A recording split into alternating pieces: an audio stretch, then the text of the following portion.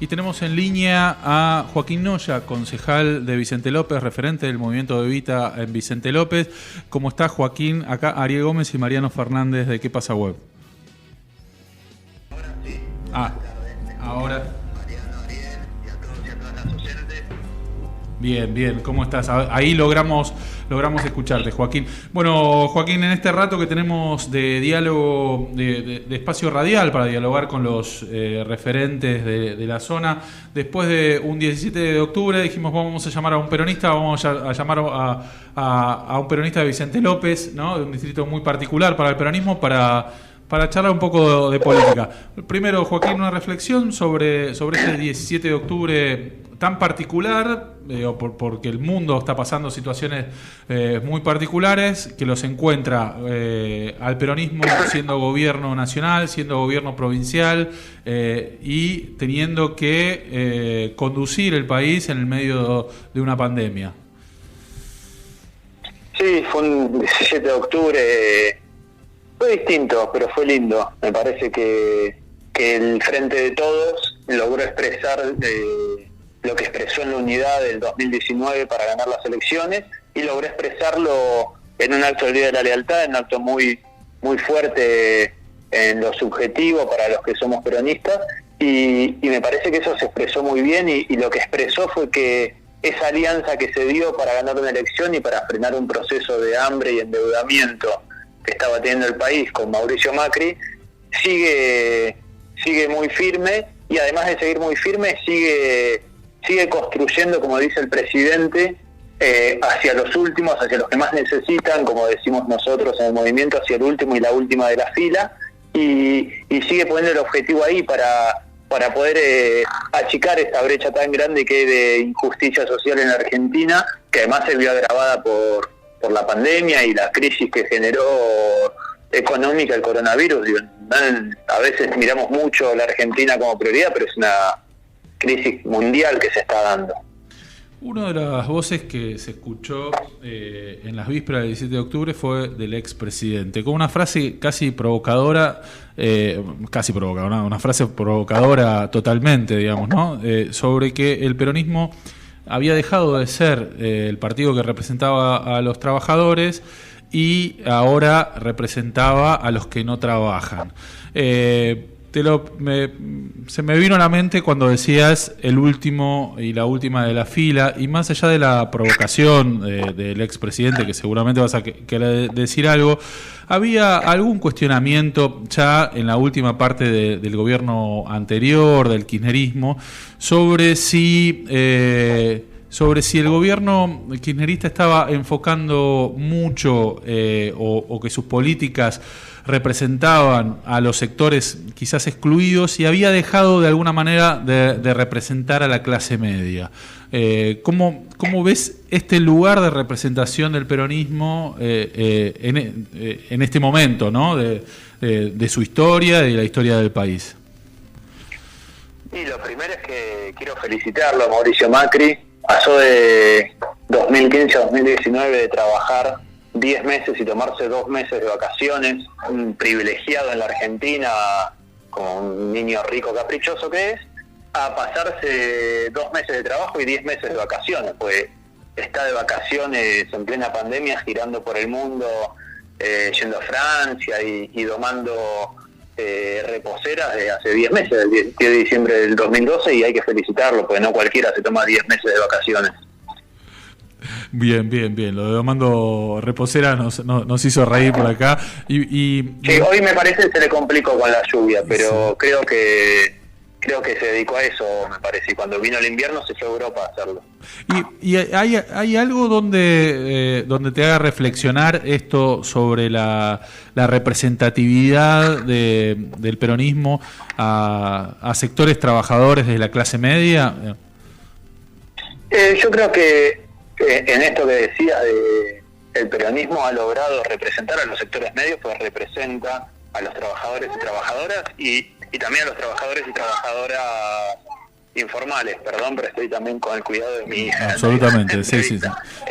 Periodismo y política en tiempo de pandemia. Y me parece que la clase media, sobre todo en esta pandemia, también está sufriendo mucho esta crisis económica, muchos artistas, muchos comerciantes, muchos sectores medios que están siendo asistidos por el Estado. Entonces me parece que el Estado y el Gobierno Nacional, en concreto en los últimos meses, lo que se dedicó es asistir a quienes están sufriendo muy fuertemente esa crisis económica generada por la pandemia. Y ahí hay muchísimos sectores medios, pues vemos que hay subsidios para pymes, vemos que está el ATP, vemos que está el IFE, y la mayoría de esos casos estamos hablando de sectores medios. Entonces me parece que esa idea que tiene Mauricio Macri de querer romper a la clase trabajadora, que es lo mismo que hizo la dictadura, querer dividirla, querer romperla, él lo hace en el marco de la democracia, pero también lo hace como objetivo político de ser parte de ese 1% de la Argentina que más tiene y que se lleva el 60% de las riquezas. Me parece que tiene ese objetivo, querer dividir al trabajador de los sectores medios con el trabajador o trabajadora de la economía popular o que está en sectores más bajos. Y nuestro gobierno vino justamente a hacer lo contrario, a unificar a todos y a todas las que quieren un país más justo. Y ahí, lamentablemente la prioridad no va a estar puesta en el 1% como estaba en el gobierno de Mauricio Macri, que estaba puesta en el 1% que más se lleva la riqueza en la Argentina. La prioridad de este gobierno está puesta en el otro 99%.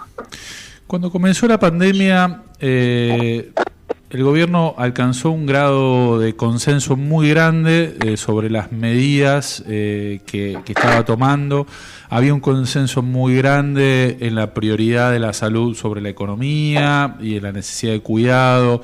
Ese consenso y esa legitimidad que tenían las medidas de gobierno se fueron perdiendo con los meses, y hoy un gobierno que de alguna manera sostenía algunas medidas comparándolas con estadísticas mundiales, se encuentra con 1 millón de casos y estando muy alto en el ranking, por lo menos de este último mes a nivel mundial. Digamos, ¿cómo ves hoy? Desde hoy, ¿no? Que claramente es muy diferente que tener que tomar decisiones día a día, las decisiones, el manejo que tuvo el gobierno del cual sos parte de la pandemia. Y está muy difícil, sinceramente es una situación muy difícil, hay una crisis mundial enorme, hay una situación sanitaria muy grave, pero que también hay que recordar que desde el minuto 1 que empezó la pandemia, lo que salió a decir Alberto Fernández y Axel Kisilov fue que estábamos ganándole tiempo, que no íbamos a evitar que haya la cantidad de casos de contagiados y contagiadas que hubo, que lo que íbamos a hacer ganando tiempo es construir los 2 hospitales que se construyeron, poner la cantidad de centros de aislamiento, trabajar junto con los municipios, generar espacios como el de Tecnópolis, y con todo eso lo que se evita, y sobre todo generar mucha conciencia de cómo hay que cuidarse, lo que se evitaron fue muchísimos muertos, y eso no hay forma de medirlo, es muy difícil, pues cuando uno dice de 10.000, 20.000, 15.000, ya son unas cifras muy grandes y duele mucho, y sabemos que atrás de cada numerito hay miles de familias que sufrieron y es muy difícil a ver, y también sabemos que hay mucho desgaste con el aislamiento, con la cuarentena, con la situación educativa de los pibes y las pibas en nuestro país. Entonces, nada, estamos atravesando una situación muy difícil, pero siempre el objetivo estuvo puesto en patear la pelota de que el famoso pico llegue lo más lejos posible en el tiempo, para que nos dé el tiempo, valga la redundancia, de construir todo lo que se construyó. Y así como nos maravillábamos como en China en 12 días construyeron un mega hospital, a mí me maravilló que en la Argentina en 2 meses hayan construido 12 hospitales en el conurbano. A mí me sorprendió. Veníamos de un gobierno que había decidido no abrir más hospitales, dicho por María Eugenia Vidal, no iba a abrir más hospitales en la provincia de Buenos Aires, que era una pérdida de dinero, y se logró abrir 12 hospitales de emergencia para el COVID en 2 meses. Me parece que eso es algo para que nos sintamos orgullosos, sea del Frente de Todos, de Cambiemos, apolítico, de izquierda, es una muestra que nuestra sociedad quiere acompañar a quienes la están pasando mal con este virus. Te voy trayendo al territorio de mano de la pandemia. La pandemia también comenzó con una foto de unidad de la oposición y del oficialismo, de los concejales del Frente de Todos con el intendente Jorge Macri frente a la pandemia. Y esta unidad también se fue desgastando. No sé si tanto por situaciones locales, pero la pandemia, el roce, las tensiones de apertura y no apertura fueron limando estas posiciones y el intendente fue tomando posiciones más críticas, muchas de ellas contra el gobierno provincial y algunas contra el gobierno nacional también. ¿Cómo ves la gestión, ¿no?, de lo que lo que ha tenido que ver el municipio también en estos meses de coronavirus? No, la relación nunca se desgastó porque nunca existió. Si en plena pandemia hablamos de una reunión con el intendente por parte de la oposición, de la única oposición de un bloque de 7 concejales, y una reunión con algunos secretarios del Ejecutivo, ni siquiera se llegó a iniciar algo para que se desgaste. No nos llegamos ni a conocer, digamos, en el tratamiento de la pandemia porque no pudo darse, porque hubo una definición del Ejecutivo de no hacerlo. Y bueno, yo lo dije, sigo a disposición, sigue la pandemia, este concejal y el movimiento Evita, seguimos a disposición de seguir coordinando con él para ver cómo ayudar en esta pandemia, pero está siendo muy difícil. En este contexto, el Consejo Deliberante siguió funcionando. Hace algunas semanas el intendente puso sobre la mesa, ¿no?, los números de la gestión del año pasado, la rendición de cuentas, y has tenido posiciones críticas con esta rendición de cuentas que de alguna manera refleja en números, ¿no? Es una radiografía de prioridades de una gestión. Sí, una rendición de cuentas desprolija, que tienen cosas que no pueden explicar. Por ejemplo, funcionarios municipales cobrando su sueldo de funcionario y en paralelo cobrando su sueldo como proveedores municipales por cientos de miles de pesos. Una rendición de cuentas que tiene empresas privadas que facturaron alrededor de 100 millones de pesos para hacer tareas de limpieza de oficinas municipales que ya hacen y muy bien los trabajadores y trabajadoras municipales, entonces no entendemos por qué quiere privatizar ese servicio. Unos puestos de comida del río que, a contramano de lo que pasa en la sociedad, que año a año los alquileres van aumentando, los puestos de comida del río año a año van pagando menos de alquiler y además la misma empresa es proveedora del municipio, o sea que atiende por las dos ventanillas. Toda una serie de irregularidades muy grandes por parte del municipio, y la de siempre es la de Transportes Olivos, que se lleva el 10% del presupuesto, 1.000 millones de pesos, hace más de 10 años sin licitación. Creo que me parece es una estafa hacia los vecinos de Vicente López. No hay otra forma ya de ponerle el título a eso. Los contratos de la basura, ¿no?, de recolección siempre son... perdón. Decía que los contratos de recolección de basura siempre son los contratos sensibles por lo que impactan en el presupuesto, siempre son contratos altos. ¿Crees que tiene que haber una licitación que no se dio ese proceso? Y pero no se da ni en un año de la gestión de Macri, y en los anteriores de Japonés García no hubo licitación hace más de 10 años. Claro. Yo te cuento el ejemplo de la intendenta Mariel Fernández de Moreno, ni digo municipalizar, pero por lo menos, como hizo ella, pero por lo menos repensar el servicio de recolección de residuos, que en Moreno se ahorró los vecinos y vecinas de Moreno el 52% de lo que pagaban, pasaron a pagar el 48% de lo que se pagaba anteriormente por el servicio de recolección de residuos. Me parece que si uno no hace una licitación, ¿en torno a qué? ¿A qué servicio le estamos pagando 1.000 millones de pesos? ¿Vale 1.000 millones? ¿Vale 800? ¿Vale 700?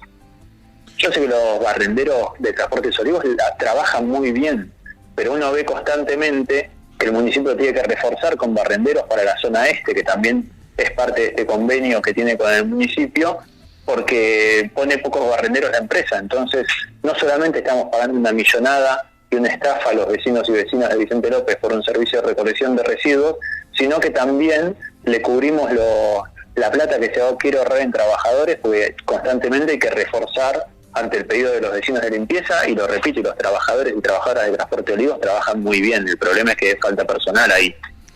Y esta gestión de las que está siendo crítico, Jorge Macri puso sobre la mesa los números de la gestión de 2019, en octubre sacó el 62% de los votos.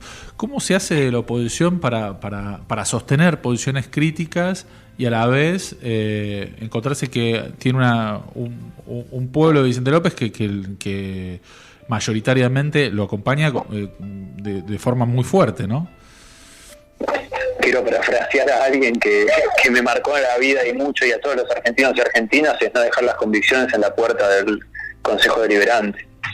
Si yo tengo las convicciones de que están estafando el pueblo de Vicente López con los Transportes Olivos, si yo veo que hay funcionarios que están cobrando por doble ventanilla, si yo veo que el último día del año feriado se redireccionan 2.000 millones de pesos para supuestamente gastarlos en otras áreas, si yo veo que se paga 70 millones de pesos de publicidad, y por más de que sea el 1% que no lo somos, voy a seguir pensando lo mismo y voy a seguir denunciando que es una estafa a los vecinos y vecinas de Vicente López, y por eso quiero parafrasear a Néstor en eso, es sin dejar las convicciones en la puerta del Consejo Deliberante.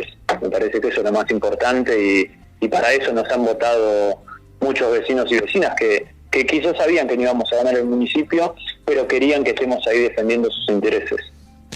Empieza por debajo un proceso electoral de cara al 2021, donde de alguna manera el Frente de Todos tiene que convalidar a nivel nacional y provincial este voto que tuvo de confianza y también crítico a los 4 años de Cambiemos, y también a nivel local uno se encuentra con un intendente que es parte de los referentes que la oposición tiene hoy sobre la mesa para pensar una futura gobernación, cosa que Jorge Macri ha mostrado interés, ¿no? Ha expresado varias veces su voluntad de ser gobernador. Digamos, ¿cómo ves desde Vicente López y de esta posición crítica la intención del intendente de posicionarse a nivel provincial? No le cierran los números en Vicente López, quiere ser gobernador. Me parece que lo que quiere es la caja de la provincia de Buenos Aires, pero en Vicente López no le cierran los números. Después, eso lo tendrás que decidir su espacio político, y si sus ganas y expectativas están en ser candidato a gobernador, bienvenido al juego de la democracia, y su espacio político definirá si es él o no. Pero lo que digo es eso, alguien que no le cierran los números en su distrito, quiere ser candidato a gobernador, que nos explique para qué. Vamos a poner un poquito la mirada hacia adelante en la pospandemia. ¿Qué crees que lo que se viene? Estamos en una situación económica muy compleja. Argentina ya estaba en una situación económica compleja antes de entrar a la pandemia.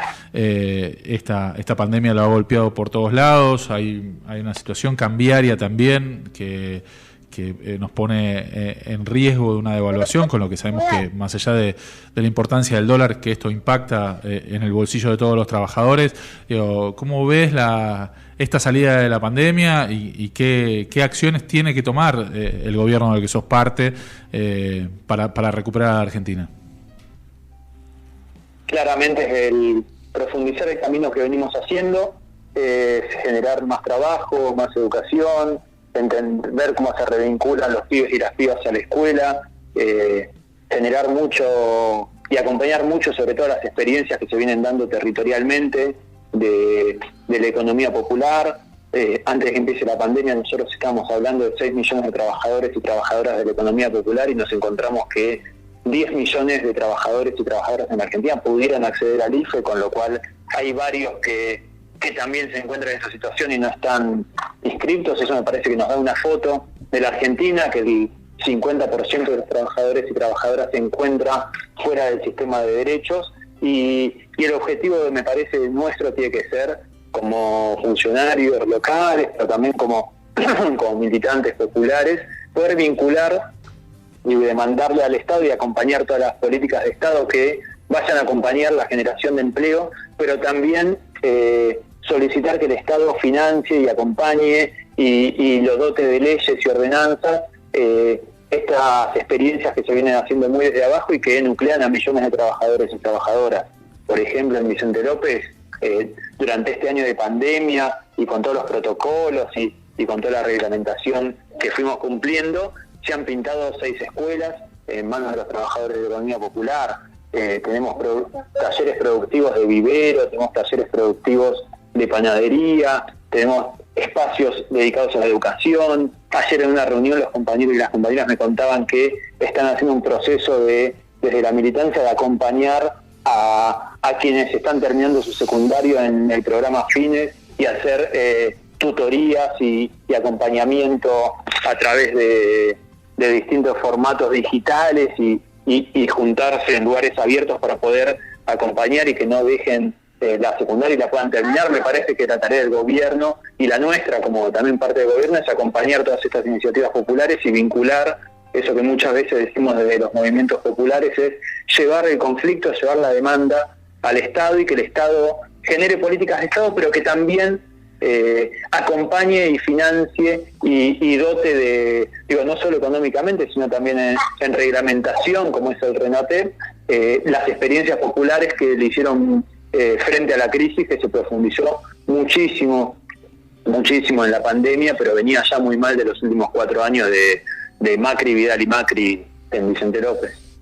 ¿Crees que hay una puja en este momento? Se está discutiendo presupuesto en la Cámara de Diputados. ¿Crees que hay una puja en relación a si tiene que haber ajuste, no tiene que haber ajuste, cómo se financia el gasto, cuánta emisión o no, y que en eso se juega algo la suerte de los sectores populares?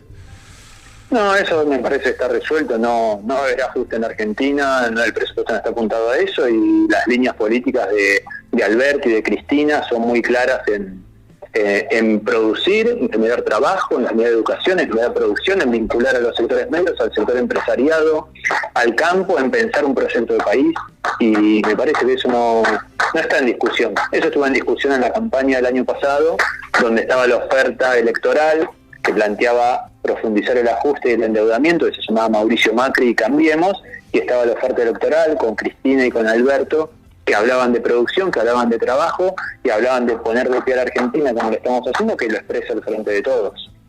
Joaquín Noya, concejal del Frente de Todos, referente del movimiento de Evita Vicente López, muchas gracias por este rato de charla con el programa radial de ¿Qué pasa? Bueno, muchísimas gracias a ustedes, un saludo grande a todos los y las que nos están escuchando.